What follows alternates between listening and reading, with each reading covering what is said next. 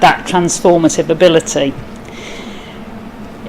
Just to comment that it's not a breeze trying to land Jane or necessarily negotiate with Jane, but that's what makes her marvellous, because she thinks about things, she thinks about the consequences of things, and all those wonderful characteristics are thread like a stick of rock through her. And so I'm just extraordinarily grateful for the fact that here we are today to hear Jane speak a bit about her career and her background, to entertain you, I hope, for about the next 50 minutes. We subsequently do please, let's say, keep the system on. That's great, isn't it? Touch the screen. Thank you for all of those. Well, here's Nicole. Thank goodness for that. Only a moment or two too late. And he'll be on hand, Jane, you'll be relieved for that, the whole of the lecture. So please enjoy the lecture, but also afterwards we have a reception for you all, because many of you won't have seen each other for many weeks, if not years, and so there's a time to have a bit of a nibble and a drink this evening. So Jane, without further ado, welcome, and we look forward to your inaugural.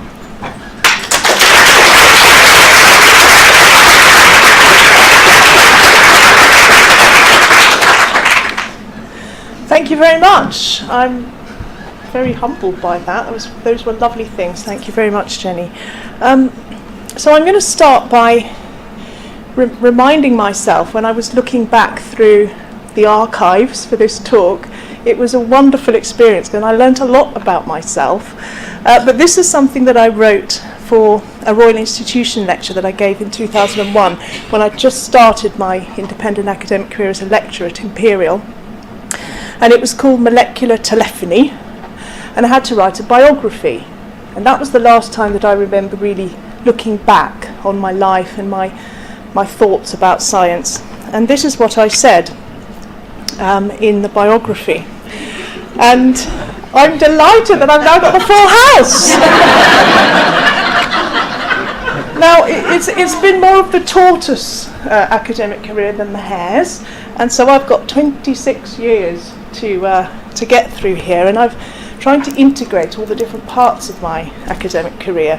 So I apologise in advance for all the people I'm going to miss and all the detail I'm going to miss, and particularly for the science I'm going to miss, Pat. I'm sorry about that. So the title of the talk is Out of Every Ditch a Path, and then the next part is It's a Journey Through My Academic Life. And the quotation Out of Every Ditch a Path comes from Bring Up the Bodies by Hilary Mantel, and it's something that she has Thomas Cromwell saying, which is that the things that you think are the disasters in your life are not the disasters really. Almost anything can be turned around out of every ditch a path if only you can see it. And so in this meander through my academic career, I'm going to highlight the parts of it that were ditches, not tragedies, but ditches, and how I can testify to the fact that if you look for it, you can find a path that's so much better than the ditch or what preceded the ditch. So the themes that I'm going to be covering, so that I can deliver on what I promised I would do in the outline of this, is that I will talk about the paths from ditches, journeying will come into it, I'll be talking about the people who've been very significant through the journey, I'll be talking about the role of adhesive interactions in nervous system development and regeneration, I'll be talking about education as the sharing of identity, and I'll be talking about parallels between interactions at the cellular level and human dynamics in the organisational settings. And I was very much regretting that I promised that because I had to try to really coalesce the thoughts that are in, they do inform what I do, but I don't very often coalesce them into coherent narrative. And it looks so elegant there, parallels between interactions at the cellular level and human dynamics in organisational settings. And that I have to thank Caroline Davis for, because she took my very crude attempt to convey that and turned it into that phrase, which conveys very well what I meant, but it didn't sound like that when I said it.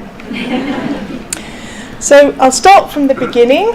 I was born in Harlow Newtown in Essex to Guy and Erica Catchpole. My mum's here, and that's my, actually I don't know if I've got a laser pointer. I need a stick really. So that's my dad Guy Catchpole and my mum Erica Catchpole with me. And then soon after that my sister Emma arrived 18 months later. That's me. I think I was force feeding her, wasn't I, very aggressively, sticking her dummy in to her mouth. That's me reading very studiously a book upside down. And I've put the last one in because this is representing curiosity. So if there's one thing about me, I am curious, and I think that's the aspect of science that I've enjoyed most. And people will know that I love to ask questions, including very stupid questions.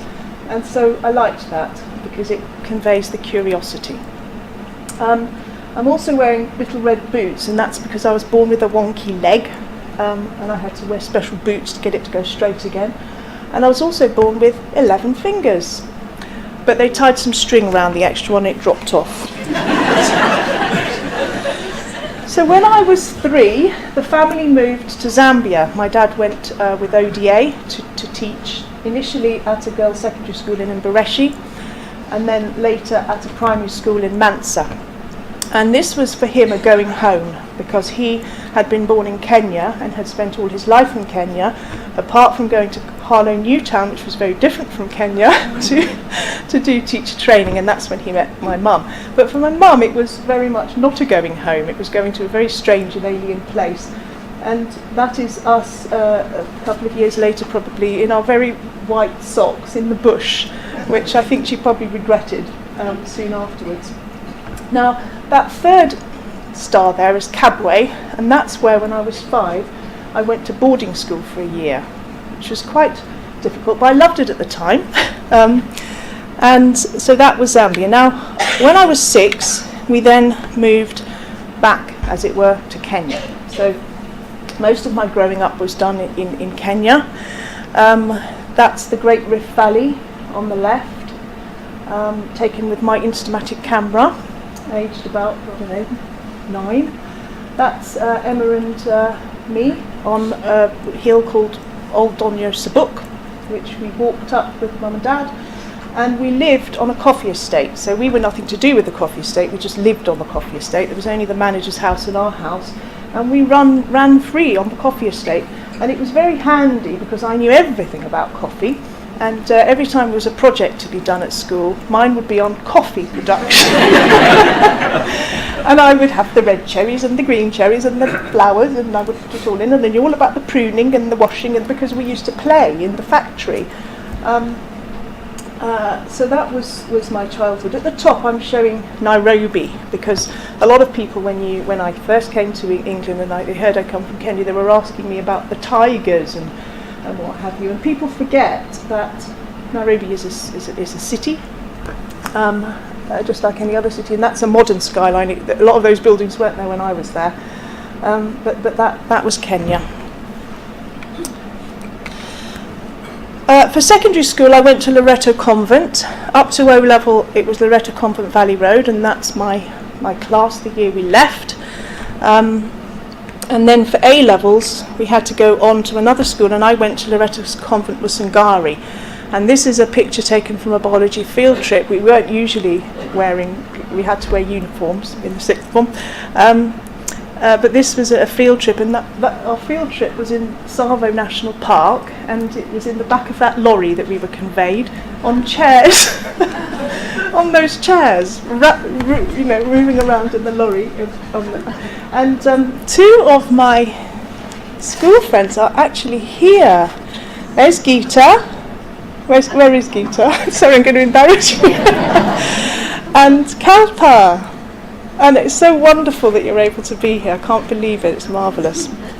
Not much biology was done on that trip. I don't really know what its purpose was, but we saw Eleanor, one of the orphans of Savo, and used to go, and I don't really know what we did, but that was the biology field trip. Now in Kenya, the school year is in December, so I decided for whatever reason that I was going to go to university and I would come to the UK because that was where my heritage was from, etc. And so I applied to various universities. I didn't know anything about these universities, but they did biology, and that's what I decided I would apply for. But I had 9 months to fill in, so I went, as many people did. Did you? You didn't go, did you? To Valley Sec. We all went to Valley Secretarial College. We did the 6-month intensive course. That's Nimira. He was quite naughty at the time. And I emerged with very good typing, all on a manual typewriter, and 110 words per minute shorthand. Little did I know how important typing would be, because this was a time when we did a short course on computing, and it was just learning a little bit about Word. It wasn't even Word Perfect, it was actually. And then we got a certificate to say that we knew about computing. But little did I know that how important. I'm so grateful that I went to Ballysec because I can type very fast. Now, I'd applied to these universities, and in the summer of that year, I went to London. Full of hope and optimism. People will know I'm a very optimistic person. And I didn't know yet at that time whether I'd been accepted, but I went anyway. And I was offered a place at Stirling. I hadn't really appreciated where Stirling was, but I had a place at Stirling. But then my first sort of ditch arose, which was that I was classified as an overseas student, although I had been born here, and I could get no grant, and we had no funds. My parents were both teachers, that we couldn't have afforded the fees. I looked up the fees in some of my letters. It was £7,000 at the time for an overseas student. Those were the days. But we couldn't afford anything, so I didn't know what to do at that stage. So I wrote to my MP, who happened to be Ted Heath, and set out all the reasons that I wanted his help, and he took up my case, and he wrote to Sir Keith Joseph on my behalf, and I've got various correspondence that I'd forgotten when I was looking through the file, and this is the letter he sent back, which was a letter from Sir Keith explaining all the reasons why I could not have a grant and I would have to, and I was an overseas student. So I tried everything. I even joined the TA because I wanted to try to get sponsorship, and I wanted to just see whether I liked the army, because I knew enough to know that I didn't want to sell my life for a short service commission if I didn't like it. That's us on an orientation where we'd stop for an ice cream on the way in the fog. And I was private catch pole W0802037. And I did officer training, but I broke my leg, and eventually I stopped. I gave up the army. But the path that opened up when I arrived in Kenya with no grant and a place in Stirling that I couldn't take up, they very kindly, by the way, kept the place open for me. I got a job straight away, this was in the 80s, at the Royal Society of Arts, which its full name is the Royal Society for the Encouragement of Arts, Manufactures and Commerce. And this turned out to be a most marvellous path. So much better than if I'd gone to Stirling straight away.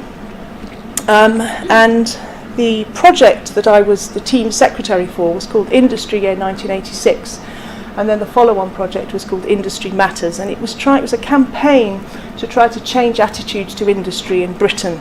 The slogan was, we're an industrial nation with a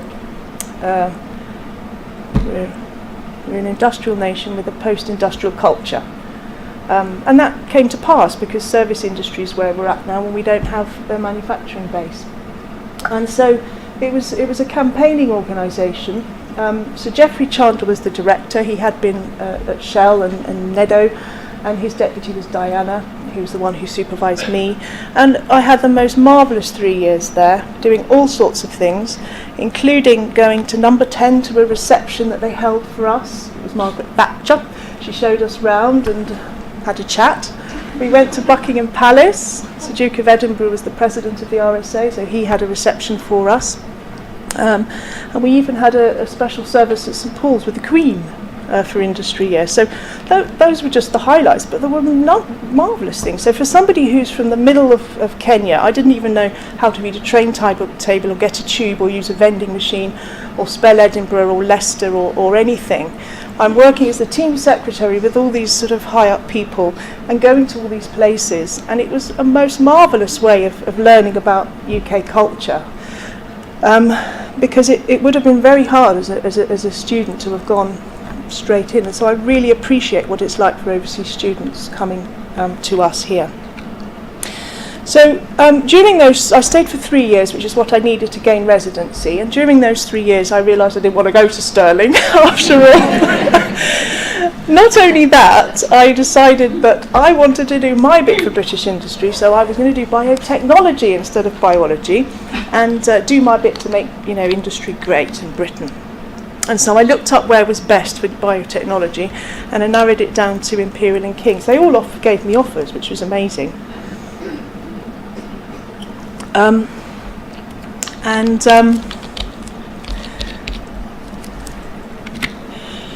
This was Sir Geoffrey's reference for me that I found on the UCA form.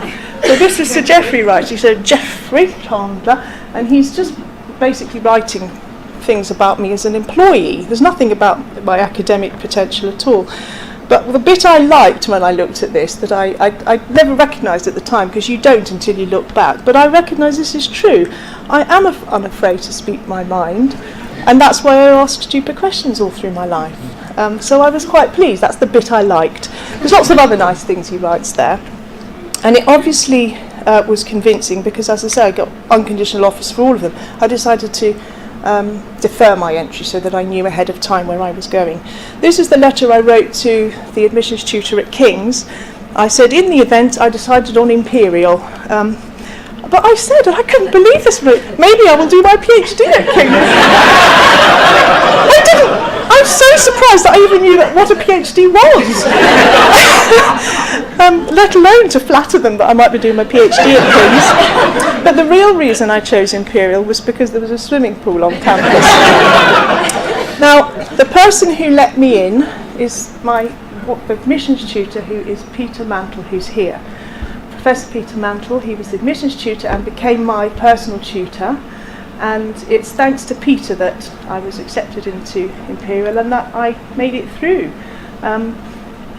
He obviously saw something in me that showed potential, and this is the point at which I need to get on my soapbox a bit, because I had terrible A levels from Kenya. I did take the London overseas ones as well as the Kenyan ones, but you will not believe it, they lost, the lorry was stolen or something. Do you remember that? Do you remember that? That the lorry was stolen with all our scripts in it.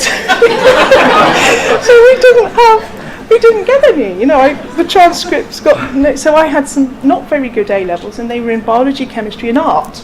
And the best one was in art. So this UCAS form had a reference from Sir Geoffrey and some not very good A levels. But Peter saw something in me and let me in. And I went on to get a first, and the only reason I'm saying that is because I want to, people will know that I'm on a bit of a campaign for us to be quite bold with selection, because all I had was intellect and motivation. I had no evidence from my qualifications that I was good, but I could have potential to do well. But that's what we need to look for, not necessarily the A levels, if we're wanting to widen participation and get people who don't go to university, whose families haven't got a tradition of going to university. Get off the soapbox now. So by the second year of this degree, I decided that I didn't want to be a biochemist at all. Second years are often like that in science degrees. It's getting a bit turgid, and you're getting a bit fed up and bored. The labs were what made me think I didn't want to be a bioscientist, because I thought it would be like doing laboratory practicals, which was following a recipe. I never read the protocol before I went in, and used to have quite a laugh, as you can see. Now, so some of these friends are here. So this is Jenny Hurst, who's here, I think. I don't know if hello. Richard's not in that one, and I don't think Lindsay could come, could she? But you're in. But we used to have quite a laugh in the labs, but I thought that that's what it would be like being a scientist, so it put me off. In the third year, things picked up and we started to have smaller classes and to do courses that interested us. I, at this point, realised I didn't want to do biotechnology. Sorry, Peter, because some of your modules were biotechnology ones. I was more interested in cell and molecular biology, and I loved the molecular neurobiology module in the final year. Graham Wilkin, I can't find him, I can't get in touch with him, but he's the one who inspired me to go into molecular neurobiology later. And the other person who was very significant was Anne Dell. Anne Dell was the person whose lab I did my final year project in. It was in carbohydrate mass spec, which is what Anne works in, which is not what I wanted to do.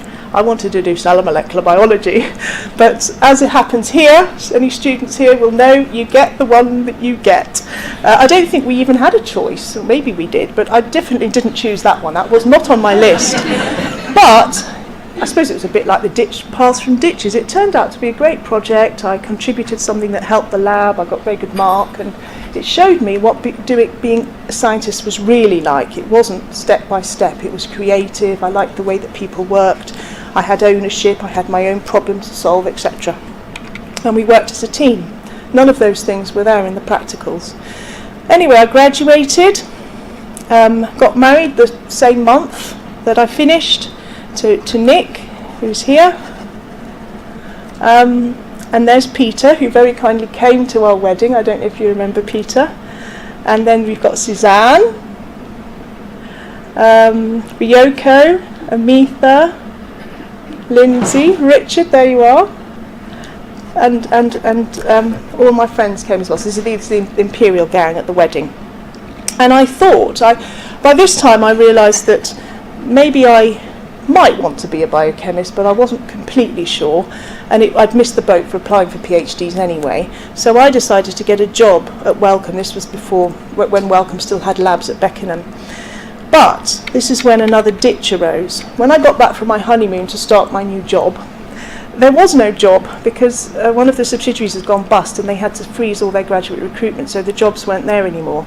So I went back to Imperial, and Kevin O'Hare and gave me a job as a technician, making the media. I worked in the teaching labs. I did what I needed to do to pay the rent, and eventually there was a bit of money on a research assistant grant, and that's what I did for a few months, and that's when I really realised I do want to do a PhD, but not in that lab.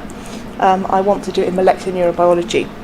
So I started looking for PhDs advertised, and the most marvellous path opened up for me at, guess where? King's!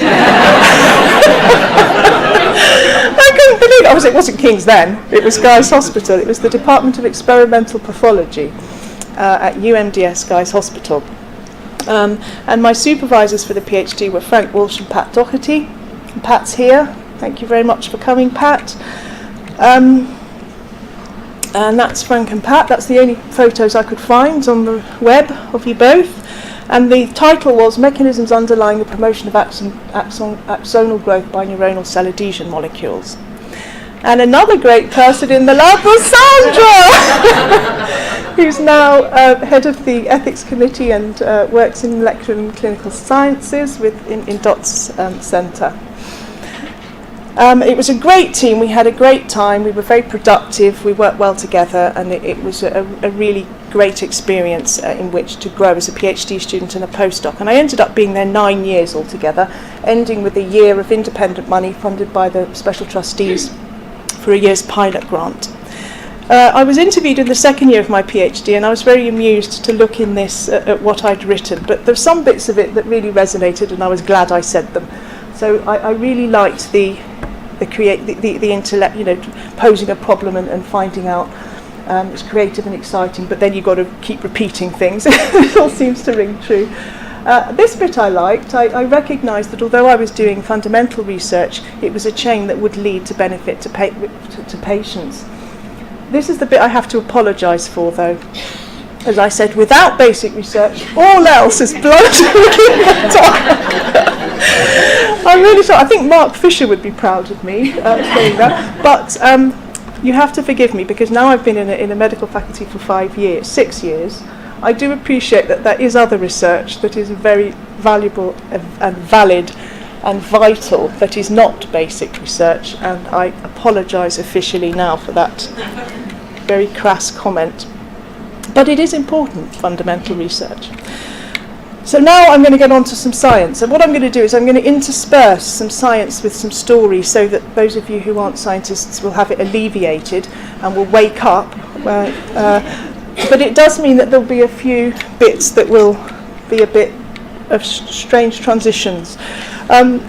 So I've got to talk about the role of adhesive interactions in nervous system development and regeneration. So I need to just give a bit of background. So during early development of the nervous system, the neurons, which have now migrated to the right position in the embryo, they need to elongate an axon to find the right target. And this might be a long distance, and it might have to go through various twists and turns.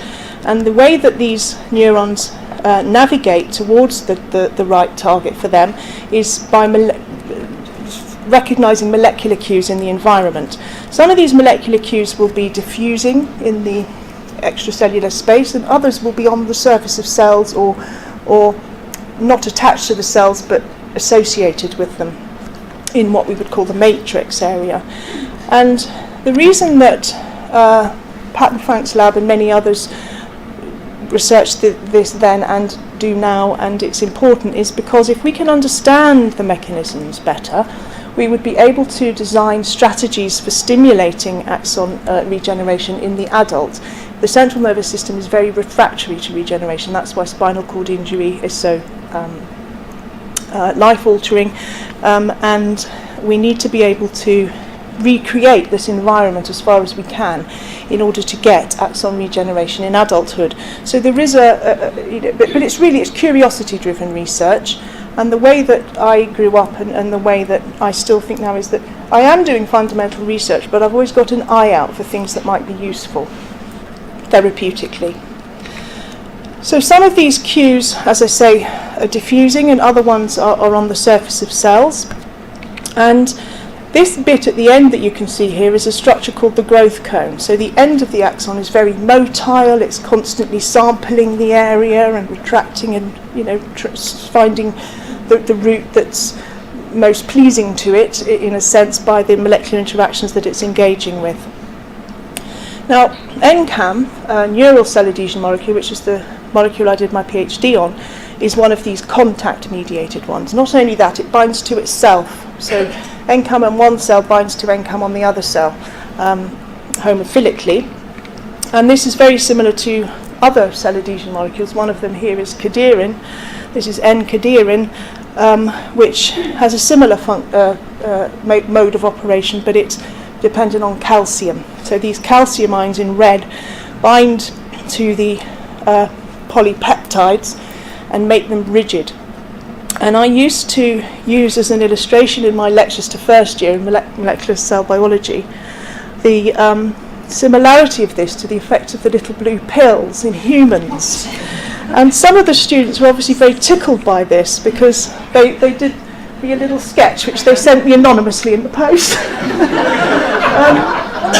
about the calcium ions. So I liked that. I found that in my scrapbook. That was fun. Now, Angam is very important in the nervous system. It's involved in learning and memory. It's involved in remodeling of synapses. It's involved in axon outgrowth, as we'll see, migration of cells, and of course in adhesion of cells.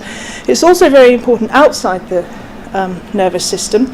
So small cell lung carcinoma is very well known for having lots of Angam in it, natural killer cells in the immune system, and also skin hair growth. So when we found some fragments which might have been useful therapeutically, and I was quite keen on the skin hair growth because I thought I'm going to make lots of money from commercialising that, but it never came to anything.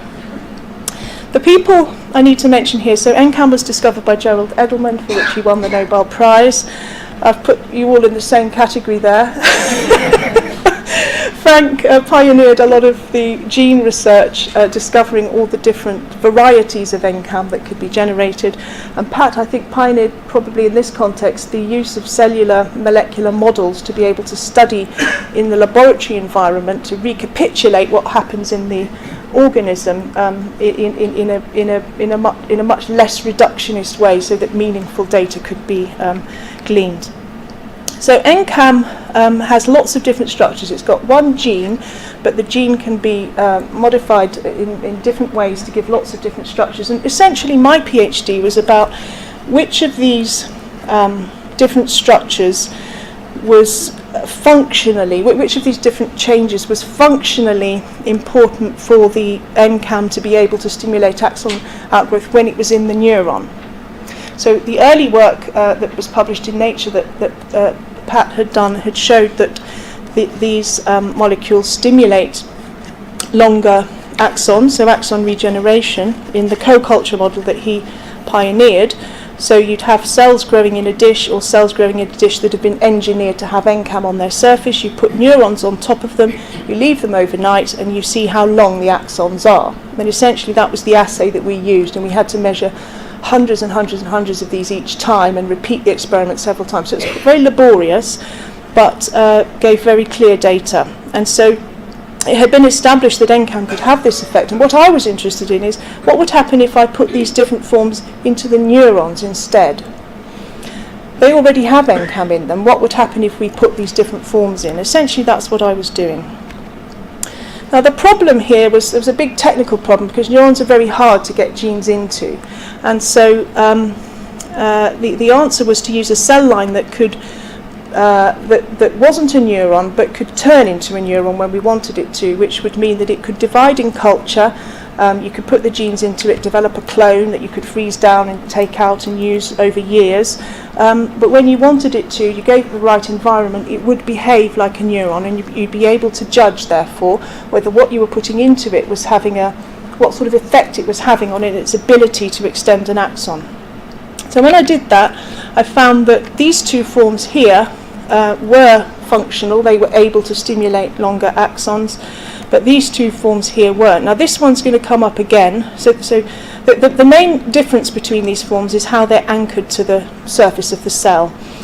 Some of them have shorter or longer parts inside, some of them are anchored via a different chemical moiety, and some of them have modifications in the extracellular domain. These two, when you put them into the neurons, stopped the neurons from extending the longer axons. They were inhibitory. Now these cells are going to come up later. They're called PC12 cells, and my whole PhD was really using PC12 cells, the model cells, rather than cells from an animal. And then these were a couple of papers that show those effects. So Angam expressing vase, that's this one here, accounts for the developmental loss of the axon outgrowth of neurons, and another one that cytoplasmic domains required for this effect.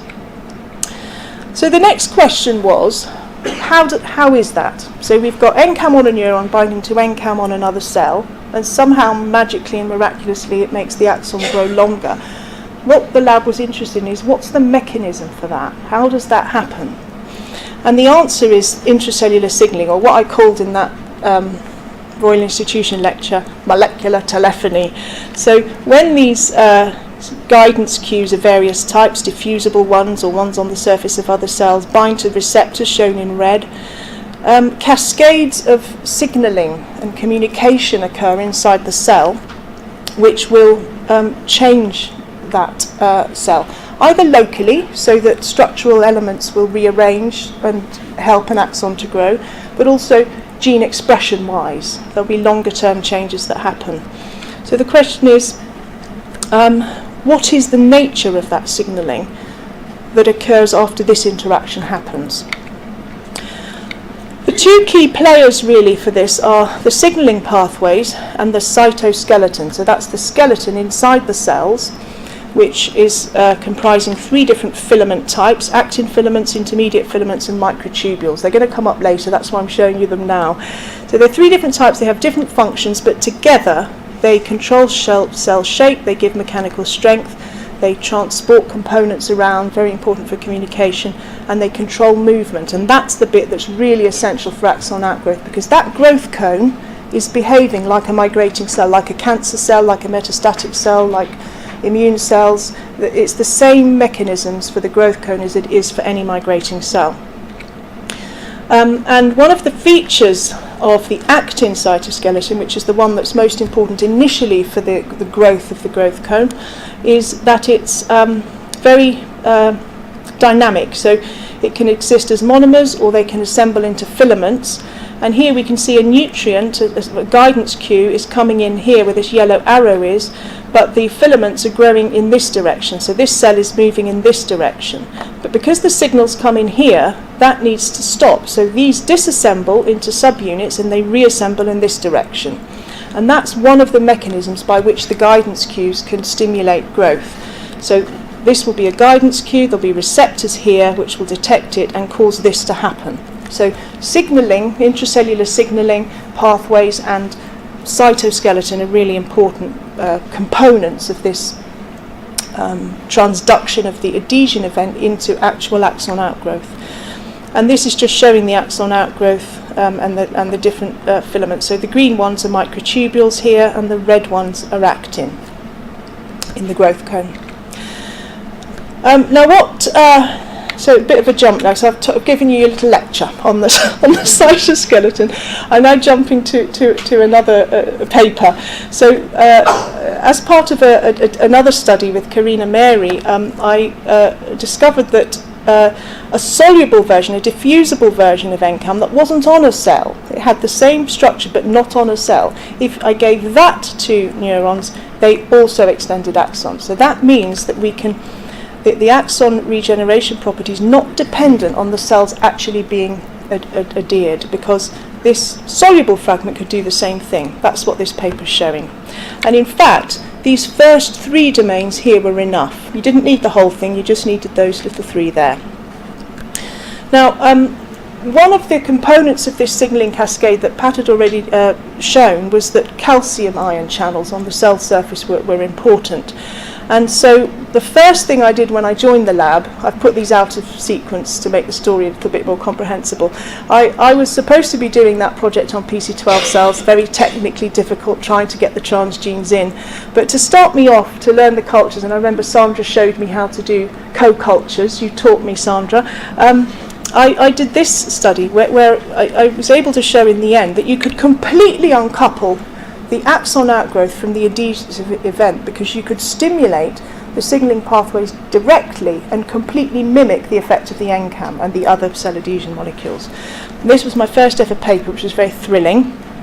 Direct activation mimics cell adhesion dependent neural outgrowth. So you can uncouple the adhesive properties and the stimulation of signalling. Now, several clues which I really just do not have time to tell you about indicated that one of the key components in this signalling was something called the FGF receptor, the fibroblast growth factor receptor.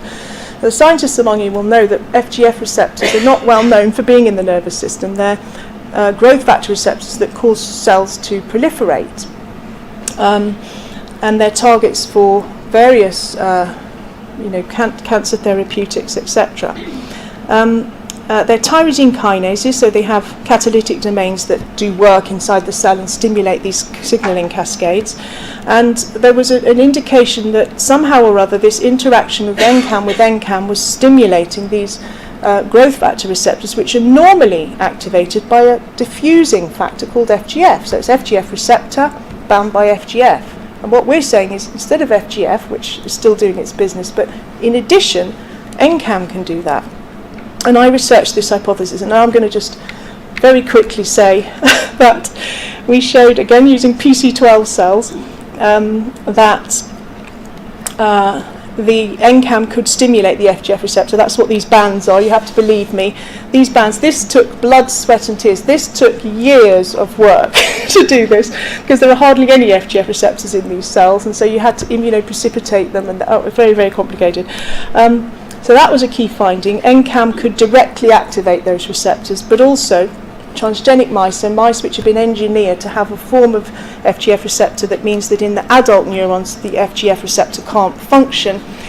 We were able to show that you absolutely needed FGF receptors in order to get the axon outgrowth stimulated by Angam. So that shows that CAM-stimulated axon regeneration is dependent on FGF receptors. So this was a very key paper. And this was the first time, actually, that a cell adhesion molecules had been shown to stimulate growth factor receptors.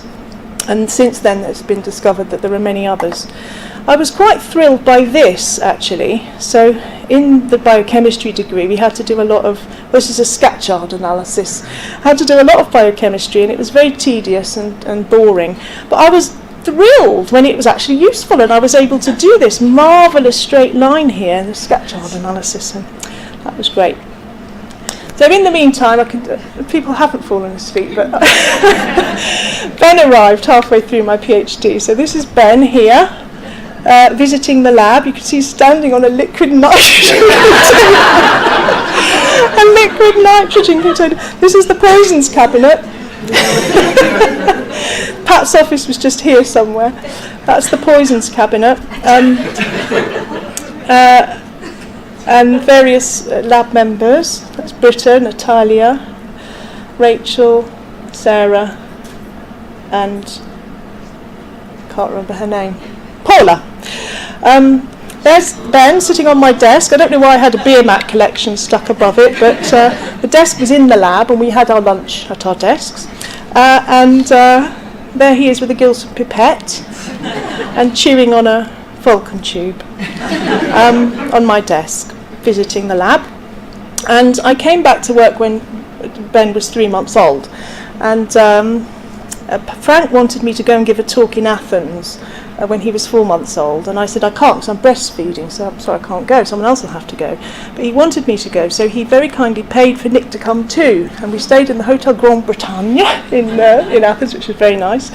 And at this point I want to just acknowledge how important Nick's been in my scientific career, because without Nick's help with things like this, but also taking the boys to football, picking them up from nursery, taking them to breakfast club, picking them up from after school club, and all of those things that you can't do when you're commuting from London and work strange hours, you'd be able to do. So Nick came on this trip and looked after Ben while I did the talk, and has been a fantastic support all through my career. Thank you very much, Nick. And eventually I did finish, nevertheless, having had the gap to have Ben, and it was at King's. So that was good. Now during the postdoc years, which I've merged into all of that science, Tom arrived, so that's Ben and Tom together, and it was hard work. There's Ben feeding Tom, because we had a lot of hassle to get ready. At this point I think you were looking after them, Mum, weren't you, I think? And there they are together. But they did turn out all right. So I went back to work when Tom was 4 months old, but they managed anyway. And Ben's actually finished, he's now graduated, even though I've managed to put them off science, and that was in French and philosophy, and Tom's doing geography.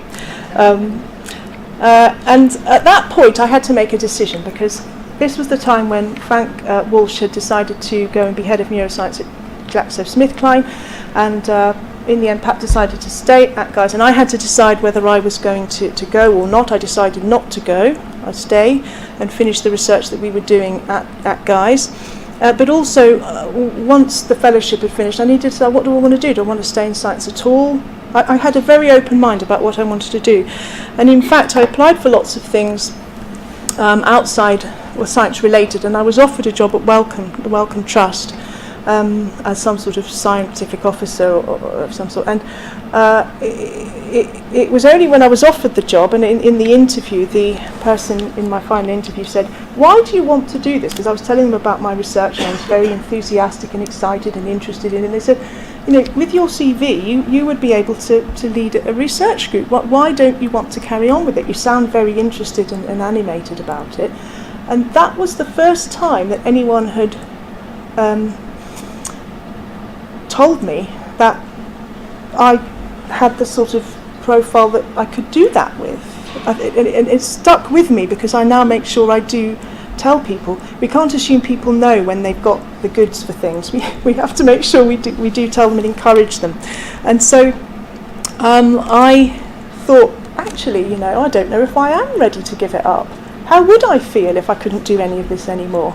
So I said no to them. after telling them that, and I said, no, I'm ready to move on to the next stage of my life, and I convinced him, and he offered it to me, and then I said, oh, actually, no thanks.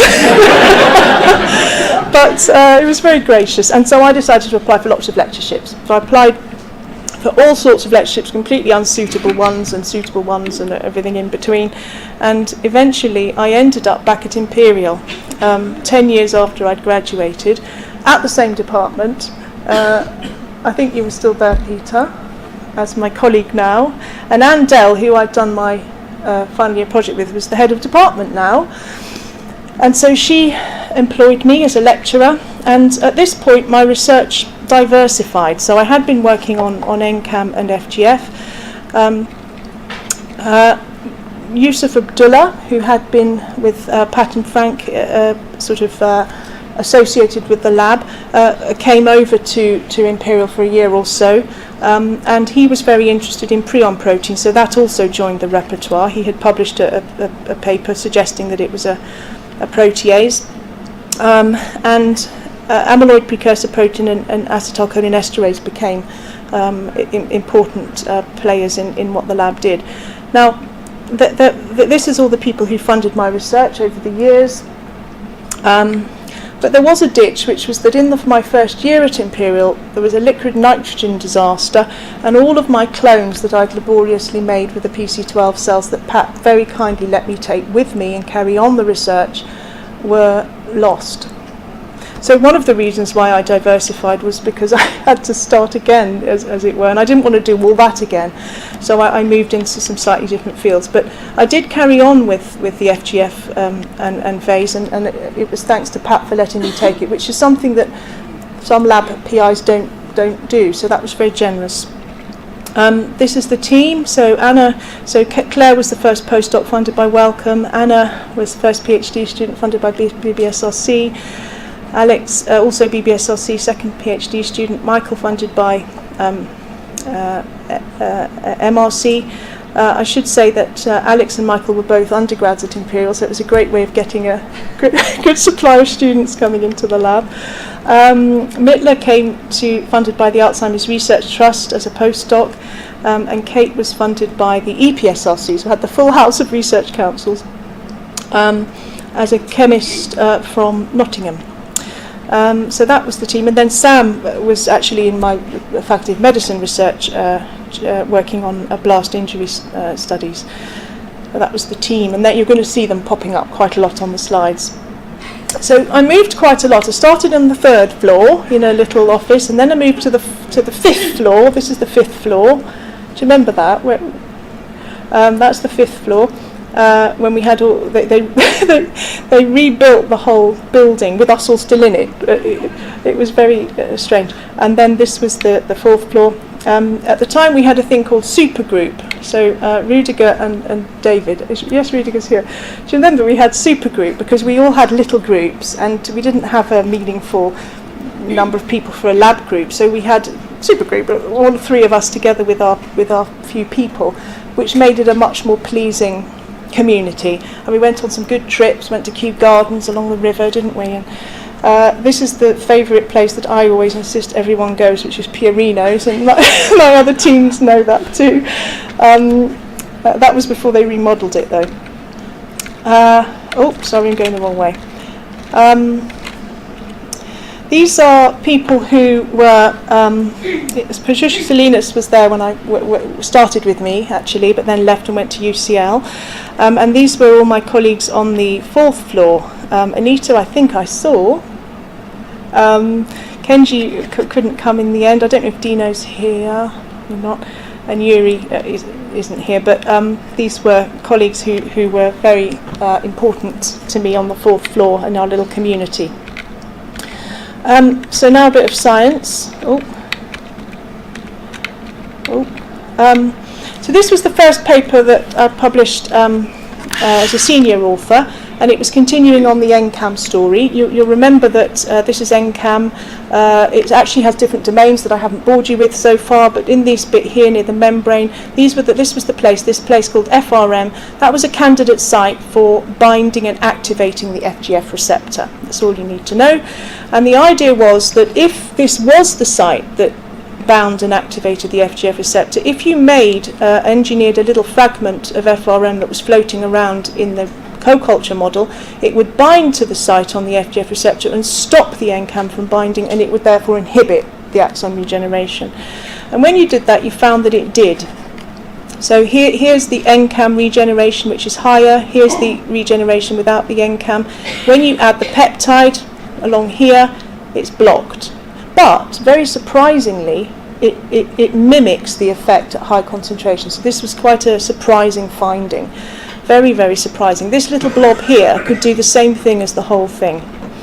It could also block the FGF effect. So when FGF binds this and stimulates cell proliferation, this little peptide could stop it. So it showed that the FGF receptor was involved. And Mittler showed, is Mittler here? That the peptide could actually activate the FGF receptor just as well as FGF did. And that was then patented as something which has therapeutic potential. With Kieran Regan in University College Dublin, and Kieran's very sadly since died, he was able to show in his team that this little peptide was able to enhance memory in rats. I won't go through the data, but this was very promising. These were young adult rats, so and the effect was still significant, so it would be great to be able to look on aged rats or rats with a deficit. Sticking with the fibronectin domains of Angam, this is his profile picture. I think he's the deputy head of division now, isn't he? Yeah. He is a fantastic crystallographer, and he collaborated with me to look at the crystal structure of these domains. And in red, this is the site that we've been talking about, and this is another site that another group identified. And basically it looks as though that there's a hinge region. And if you think that this is a homophilic binding molecule that binds like that, you can see it would be quite significant if there's a hinge, because it would affect that and maybe control it. And you'll see it's even more significant when you know that this site here, this precise site here, is a site where there's a gene alteration that's developmentally regulated. Put in a paper to the Wellcome Trust, but I didn't get it, so that's their fault, and the world now does not know how important that hinge region is. Another paper that was really something that span out of this study was looking at what FGF does itself, because so these are all the people who were involved: Mittler, Claire, Alex and Anna. And essentially, I'm not going to go through all this, but I'm just going to say this is cell proliferation, this is cell survival, and this is axon regeneration. And what we have along this axis each time is the amount of FGF, and what we have here is the amount of the cell behaviour. And what you can see is that there's a big difference along the range for each of them. But if you look, the proliferation peaks here, and that's exactly the point at which the survival drops. And it's exactly the point at which the axon regeneration drops. So this was showing that across the range of FGF you get pleiotropic cellular responses. So it's not just that you get more of the same, you get very different responses. This is survival, and this is actually death. And Mittler did painstaking work to look at what the signalling was across this range, and you can see that there are some very interesting correlations about which signalling pathways occur when. So that was quite a significant paper. In the meantime, I at some point in this story became a senior lecturer, and this is the point at which I just want to acknowledge how important continuing professional development of different types has been to me through my career, not only for the encouragement and support and advice and help it's given, but also for the friendships that have developed when you have people thrown together that you would never otherwise come across. So the Educational Development Centre was very important for the PG Cert. When I was a new lecturer, it was called CASLAT, and then the MEd later. So I've got colleagues here, I think, who've come from the MEd. Is Caroline here? Chris from the MEd. The Learning and Development Centre, I know there are colleagues from the Learning and Development Centre because I saw them. It was actually because of this thing, the Female Academic Development Centre. I was in the first cohort, and it was going to that made me think, oh, maybe I should apply for promotion, and I did, and I was. So that was great. And then later on, Magdalena, who I know is here as well, ran something called an Academic Development Centre, which was fantastic, and that's going to come up later. More recently, outside any of the universities, but the Higher Education Academy had a senior leadership programme, and I think, well, I know a couple at least of colleagues from that, maybe 3 of them, I don't know where you are, where are you, are here, and have been a great support and encouragement to me, and so that's been great. Now I'm going back to the science again. So it's a very exciting structure-function story. I know that you're really riveted, but one of the ones I mentioned was called vase, wasn't it? It was called vase, and it's the only one that was read. And it's a change that's in the extracellular domain. And this is a very interesting one because it's very tightly developmentally regulated, that looks like it would have a very interesting function. And the question is, what is its function? And in seeking to discover the function, we discovered that this was the work of Michael, who's here, who's now doing fantastic work on Drosophila mosquitoes and malaria. Tissues that are known to prevent CNS regeneration have got very high levels of vase. So these are oligodendrocytes, the myelin producing cells of the central nervous system. And this is the vase in red, and this is the myelin protein in green. And when things like this look yellow, it means that they're in the same place. So this is fluorescence immunocytochemistry, where you have a fluorescent chemical attached to an antibody that recognizes a specific protein, and it enables you to see where that protein's located.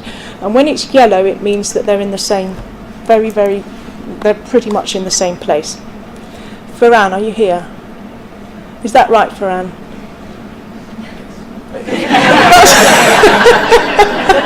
That's the right answer. So the other thing that Alex discovered was that not only was vase, so we already knew from Pat's Nature paper that vase is unable to, when it's in neurons, I showed, and when it's in the monolith, it's unable to stimulate axon regeneration. What Alex found was that actually, when you've got neurons growing on a vase expressing cellular surface, anything you add that normally stimulates regeneration can't. So it actively inhibits regeneration. The only thing that we could find out of the things that she was testing that could alleviate that was adding the soluble form of the Angam vase, and that made the axon regeneration reverse, alleviated the inhibition. So we then had a patent which patented some molecular tools that could inhibit this inhibitory effect. One of them was an antibody against vase, here. One of them was the soluble version of vase, and the other one was something called RNAi, which is a way of knocking down the message that produces the vase. And so the cells that have got the knocking down component are in green there. The vase is in red, and you can see that these two cells here, where the green is expressed, do not have any vase in them. So this probe was effective at stopping the vase ever being produced. So the hypothesis that we have for this is that the reason that vase has this effect is because it's binding very strongly. You need to have a balance between adhesion and motility. We've seen that with the signalling. And the hypothesis was that vase was stronger adhesion. And this hypothesis had been around since I joined the lab in 91. And then Kate Bowman, who was co-supervised by Robin Leatherbarrow, who's now at Liverpool, as part of the Institute for Chemical Biology, researched this directly because we were very lucky that there was a machine, an instrument available to do single-cell full spectroscopy, and she pioneered a model which allowed the adhesion strength to be measured.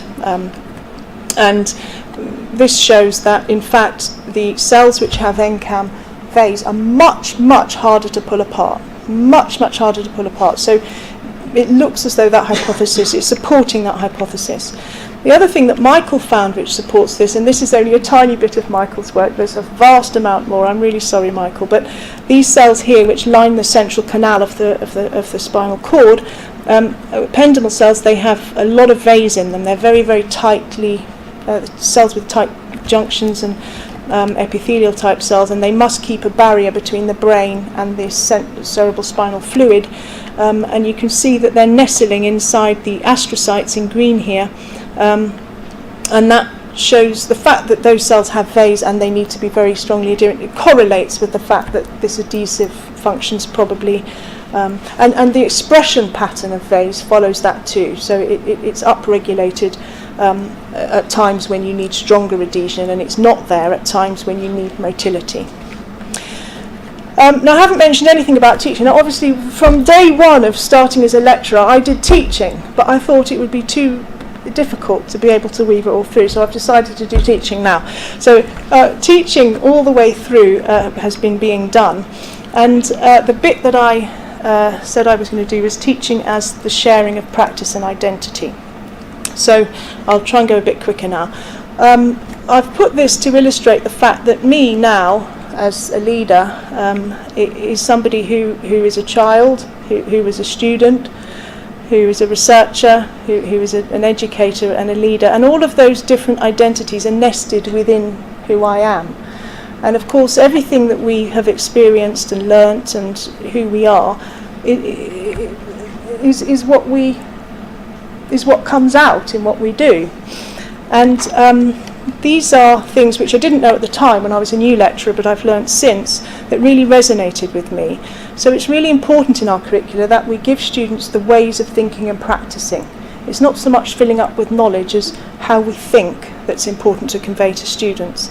And in this process, students need to progress to being, not just to knowing and acting, but to being a certain type of person. And if we can provide opportunities that give participative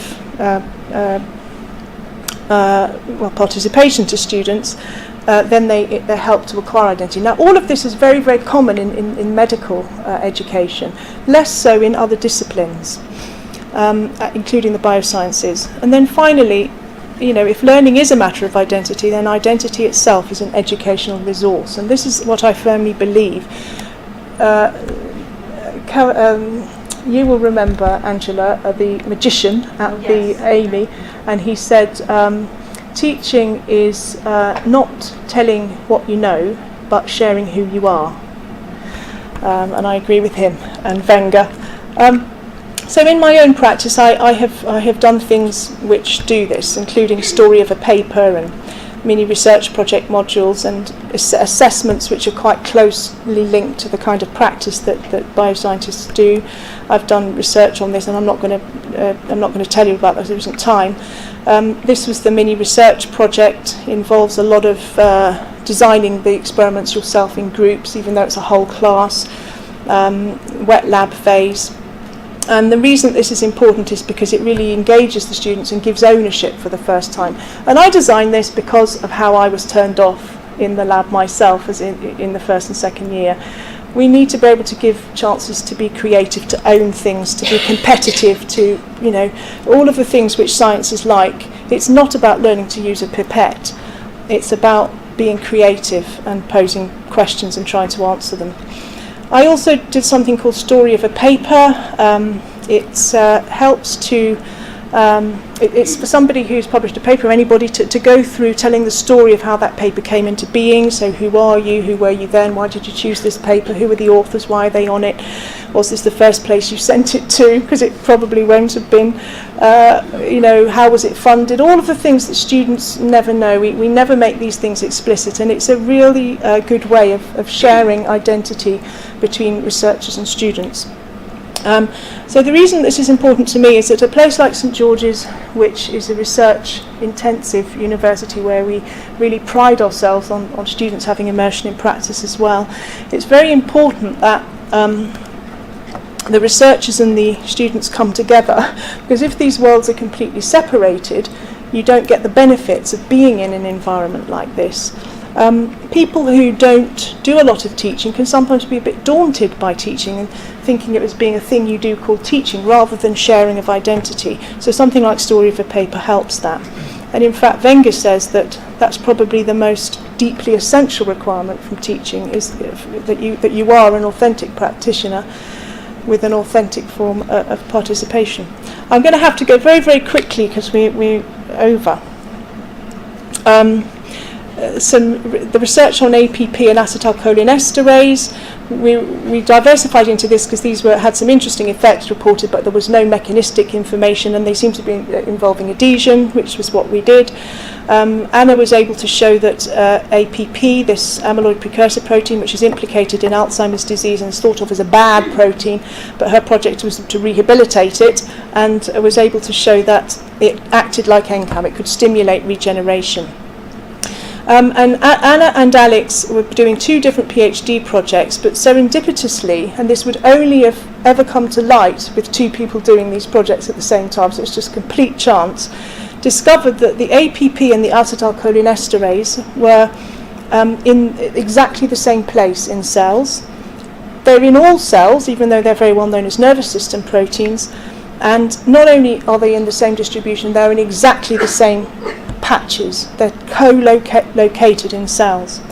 And this was an extensive paper that Alex wrote that included this, but lots more that I'm not going to have time to talk about.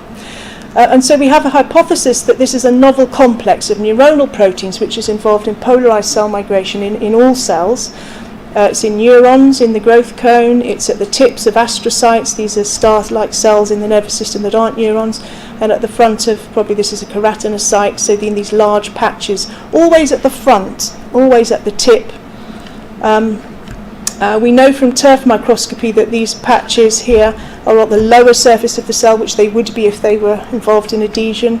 They are, you know from my earlier things that signaling and communication and intracellular signaling is important, and that's what goes on here as well. Here's the acetylcholinesterase, here's the signaling in the same place because it's yellow. But very interesting, cytoskeleton is important, and we find that these patches are associated with the cytoskeleton. Acetylcholinesterase and APP associated with the microtubules specifically. We also found prion protein. I haven't had time to talk about prion protein, but that's in exactly the same distribution. So these 3 well-known proteins, prion protein, amyloid precursor protein, acetylcholinesterase, all in the same sites. And then there's also an extracellular matrix protein. It's involved also in wound healing, and there are these very interesting structures that I'll probably talk to Dot about sometime, which suggest a strange new mechanism of wound healing or cell migration. I'm nearing the end now, you'll be relieved to hear. Now, at about this time, a big ditch occurred in my academic career, which was restructuring in the Department of Life Sciences, which happened in 2010-11. And this was really difficult. It was quite protracted.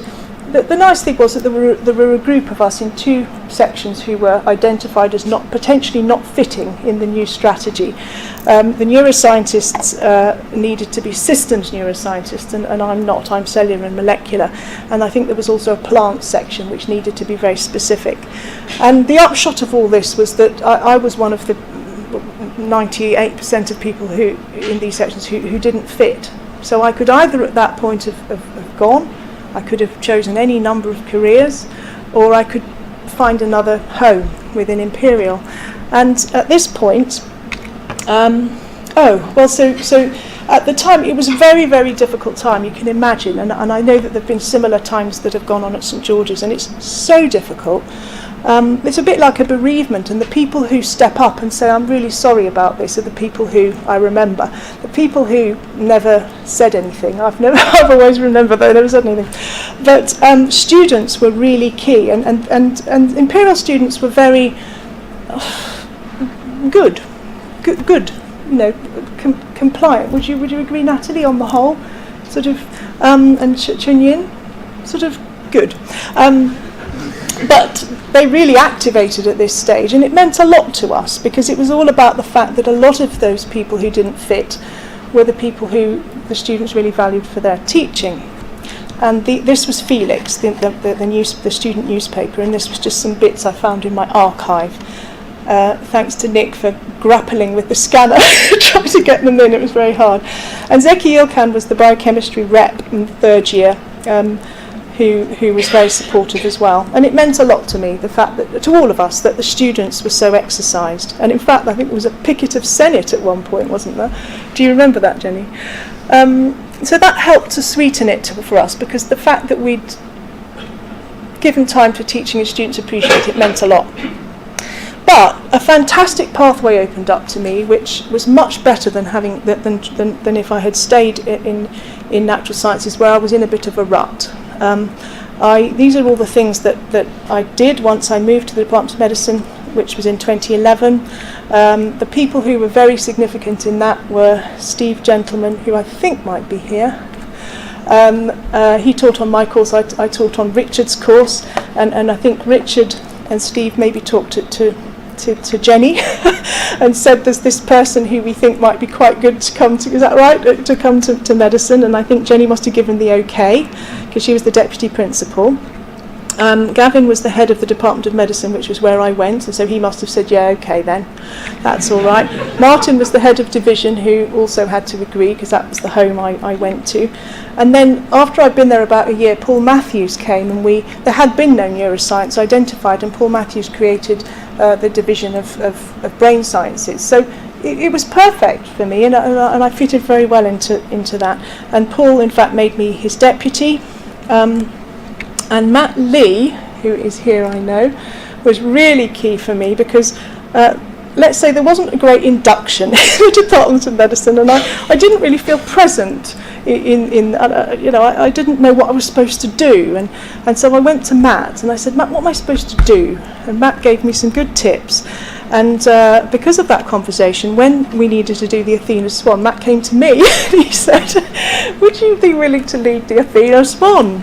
So I went to Sian, who's here, and I said, Sian, should I be leading the Athena Swan, or should I be doing my research and teaching? And Sian said, you should do it. You said that would be a good idea, so I did. And so I led the work, and we got a bronze, and then we got a silver. And it's actually through doing that work and the sort of wrangling and the leading that I was doing, just as a senior lecturer there for my teaching, is what showed people that I had some qualities that would be helpful, that meant that all these other things arose. So sometimes it is good to say yes and not to be too precious about your research time.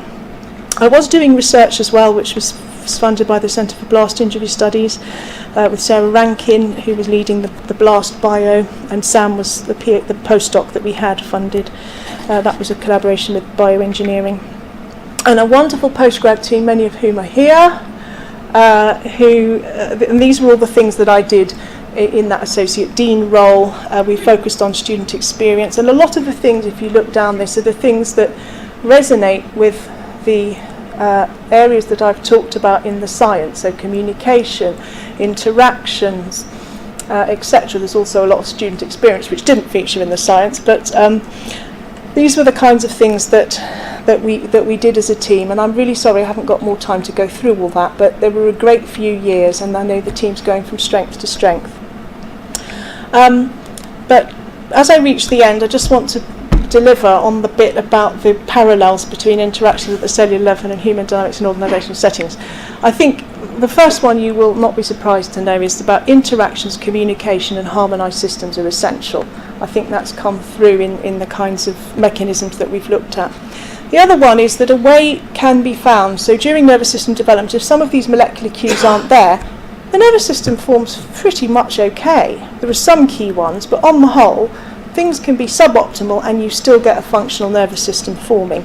And this is a fridge magnet I've got. If you don't do anything, you'll never make mistakes. I get a lot of wisdom from Homer, and there can be lots of deficits, and you can still get there in the end if you just keep going and find a way. The other thing is a very obvious one, which is that we need to be operating as a body, and in the body we need different parts that do different things. We can't all be a head or a hand or a little finger. We all have to have a different role, but we harmonise together and work together. And the final one is about the cytoskeleton. I really love the cytoskeleton, and there's a particular feature that I've been thinking about recently, which is that in organisations we do need to be flexible, a bit like actin. So if something happens here that means that we need to change direction from going that way to that way, the actin disassembles and reassembles in this direction. It doesn't wait for days for new actin to be produced. The cell doesn't get bigger and bigger and bigger because it would die. So it has to stay the same size, but it needs to be able to be flexible, and that's something that I think I've been thinking about recently. So really nearly at the end now. I just want to go back. So looking through, I knew that these existed, but my mum showed me this. So this is a letter that one of my mum's children sent to her when I was born. It says, "Dear Mrs. Catchpole, I hope your baby is good and won't be naughty. I hope you will feed it. I can testify to having been fed. And take him," pronoun change, "to bed early, and don't let him get run over." I didn't get run over. "I hope he don't go mad." "I hope you will look after him." And I can testify to that. I have been looked after, and I would like to officially thank my mum Erica and my dad Guy. My dad died 3 years ago. Unfortunately, this is their 150th birthday cake, so he never got to see me being a professor. And I'd also like to thank my family, Nick and Ben and Tom, who, as I say, survived 5, even though they didn't carry on in science at all. I'm sure there's lots more I should be saying about you, but I'm very over, so I better carry on.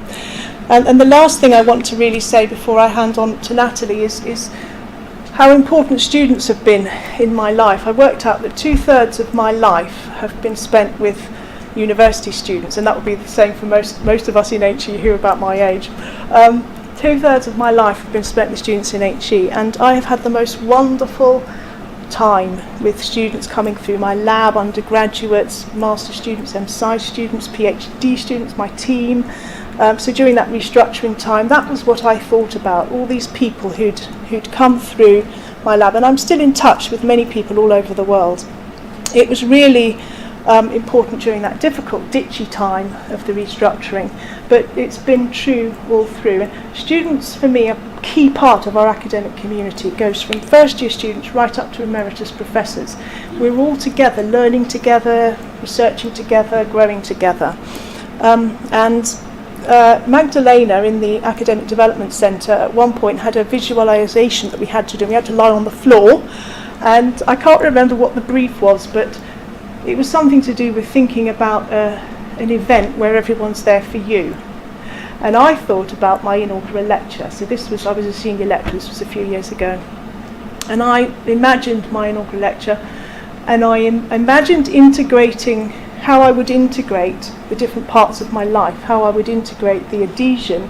And I thought adhesion's the common thing, interactions between people, interactions between cells, changing behaviour. I thought about that when I was visualising. And the other thing I thought is I want students to be there. I want to have students represented. And that's why Natalie, who was the Vice President of the Student Union during that, not during that restructuring, but was a student at Imperial during that time, is very kindly going to do the vote of thanks, because I just want to fulfil that visualisation that I did in the ADC with Magdalena. And I'm very sorry I've gone over, but thank you very much for being patient and for listening. Thank you.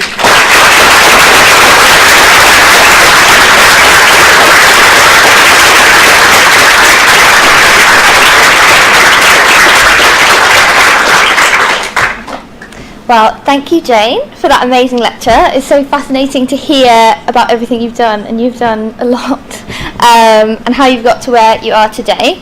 So hi everyone, I'm Natalie. I met Jane during our time at Imperial, and Jane finished on the importance of students, but I thought I'm just going to speak briefly about what students value in about what students value in academics. And to illustrate this, I have quite a few quotes from former students of Jane. So a particular theme throughout Jane's career is she has never stuck to the status quo with teaching. She's always thought about the best way of teaching a particular topic or skill, and students really, really love that. So for example, the mini research project that you mentioned in your talk, rather than doing the usual instructed practicals, and students loved that they were getting to experience something new and useful. So some quotes. Students love Jane's modules because they are innovative and different, introducing novel ways of explaining concepts, and in particular linking research and teaching. I love that she put in a lot of effort to conduct the mini research project, which was our first real chance to experience what it is like to do research work, unlike many of the practicals from previous courses in which you just follow a set protocol. Another quality which Jane's students valued was that she would invest time building relationships with them and getting to know them. The number of students who commented on Jane's approachableness showed that this time investment really paid off. Jane was the best lecturer I ever had. She remembered all of our names, goals and interests. The best, most engaging, caring lecturer at Imperial. Brilliant material and brilliant teaching. I really appreciate that Jane has taken the time to get to know us, which is rarely seen at university. She really makes us feel like she cares about us. Number 3 on my list is feedback. High-performing students, especially at top universities, want to be the best and they want to get better. One student commented, "With Jane's feedback, I could have written a better answer second time around." And that is exactly what students want. Jane has always put the time into feeding back, helping her students improve and learn, again demonstrating Jane's commitment to all of her students. And with Jane, it's not just about the teaching. She helped us prepare for the future. In the current environment, students always have one eye on the future and are anxious about being well prepared. I've been back to Imperial a few times myself to careers events organised by Jane for her students to hear from a wide variety of alumni doing all different things about what they do now and how they got there. And Jane really helps her students unsure about the next steps and tries to prepare them for the future. Jane is a champion of student voice. Another quote I have. Jane was the first lecturer who put in the effort to make sure we were all coping with the work she's given us and checks we are enjoying the course. And this is another thing that Jane does. She listens to students and she made changes and improvements to the courses, to the department, and students feel like their opinions and feelings were listened to and acted on, again making them feel important and valued. And I think one of the themes that came across in all the comments that I had was that students really feel that Jane is on their side and in their corner. So at Imperial College Union, our flagship event for recognising staff excellence is the Student Academic Choice Awards, or SACAs. Here students nominate staff members across 8 award categories. They've been running for 5 years and have resulted in over 3,500 nominations for over 1,000 different members of staff from all parts of the college community. So out of the 7,500 members of staff at Imperial, only 37 members of staff have been awarded one of these SACAs. And Jane's actually been greedy and is one of only 3 to win more than one. And she's actually the only one to win across 2 different categories, winning for both Best Feedback and Best Innovation. So I think you can see what a superstar teacher Jane is. So finally, I'd like to finish with another quote from a previous student. "Jane, you were amazing, providing some of the best teaching I have received at Imperial in my 4 years here. You were supportive and patient, and I feel much more prepared for the research world having taken your course." And I think that tells you all you need to know. So please can we have a massive round of applause for Jane for a wonderful lecture.